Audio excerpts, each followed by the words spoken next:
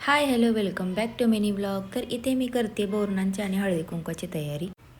Decoration फार मोठं केलं नाही, छोटंसंच केलं का तर बाळ झोपले तोपर्यंत मला टाईम होता, म्हणून अगदी छोटंसं आणि सिम्पल डेकोरेशन करून घेतलं. आता हे पतंग ना मी घरीच तयार केले होते, वुलन रंगोली मॅटपासूनचे. फक्त बोरणान हा पतंग मी बाहेरून विकत आणलेला. त्याच्यानंतर छोटीशीच अशी रांगोळी काढून घेतली. त्याच्यावरती सुद्धा रंगोली मॅटचे काही हळदी कुंकवाचे करंडे बनवले होते. परत पतंग आणि काही बॉर्डरच्या रांगोळ्या काढल्या होत्या ना मी, त्या ठेवून दिल्या.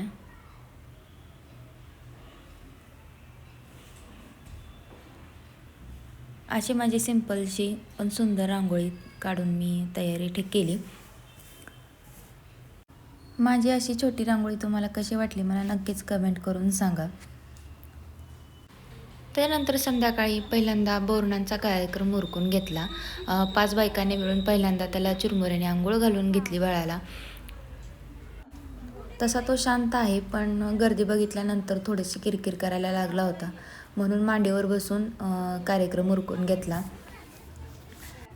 बोरणांचा कार्यक्रम झाल्यानंतर मला माझा हळदी कुंकू पण करून घ्यायचं होतं.